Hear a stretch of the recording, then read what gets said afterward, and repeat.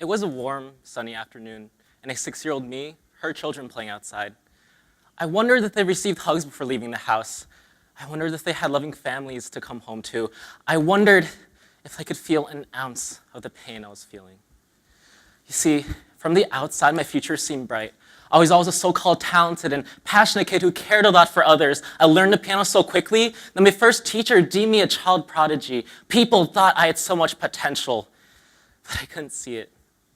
You see, behind closed doors, my home life was full of abuse. I witnessed my relatives distance because they didn't want to deal with this toxicity. But what about me? My father would go to work early and come home late, leaving me with my mother, and she hurt me more than anyone in the world. I remember when I was 8 years old, I was pushing a cart in the wrong direction, when next thing I knew, my mother was slapping me hard back and forth. It almost felt like she enjoyed watching me scream in confusion, but what I will never forget is the look of terror on a bystander's face as she stood there watching in shock. To this day, I still wonder what would have happened if this person did something about what she saw, but in the moment it felt like life was punishing me into believing that I didn't deserve love. You see, I always wanted to see my mother as a role model. She was a good cook and could always crack funny jokes, but when she got upset, I felt like I didn't know her anymore. I didn't know how to feel when she chased me around the house with a kitchen knife, then make me dinner 30 minutes later.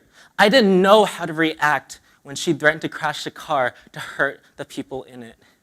During the times when I was beaten senseless from her tantrums that came from out of the blue, ears ringing, head throbbing, teardrops flowing. In those moments, my fear turned into anger, anger into hatred, and hatred into numbness. Because of this numbness, I couldn't eat, I couldn't sleep. Oftentimes, I couldn't get out of bed. When it came to Rutgers 4 years ago and began teaching classes, leading meetings, and giving talks, I kept hidden from everyone the fact that even speaking to people sometimes felt impossible. So what hope is there for me if I couldn't even function like a proper human being? But all too often, we forget that hope lies not around, but within.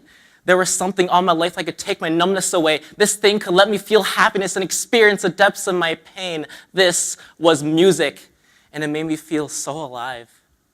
When I was 16, I realized I could play any song on a piano just by listening to it once. So when I got to college, I started posting my own songs online, and it made me happy to see people smile because of it. I realized that if I wasn't born into a positive environment, then I might as well create it myself. Making music led to collaborations.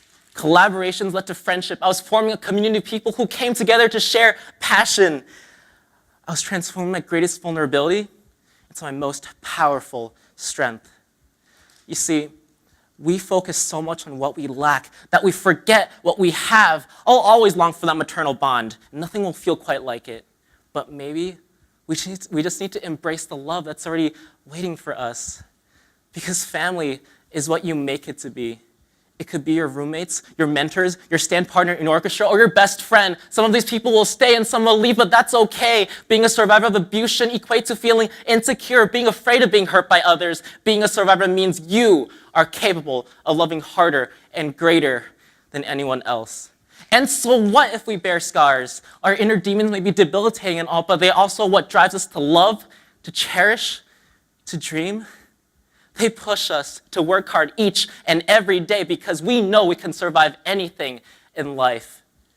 You see, our pasts don't define us. They shape us into what we aspire to be. We survived, and although we didn't deserve this, we are destined to show the world how to end this violence because we have so much love to give. The kind of love that ensures that no one around us will need to suffer like we did. And most importantly, we are reminders that we were never alone. So the next time my hands strike those piano keys, I'll remember the music I've created. I'll remember the friendships I've gained, and I'll remember all the love I received. The violence that I witnessed as that 8-year-old in the airport ends with me. I will forever be committed to creating that loving family for my future and for my children. Because my children will never need to feel afraid of what I might do to them. My children will never need to feel unsafe because of me, and my children will never need to fight for the happiness that I needed to fight for so long.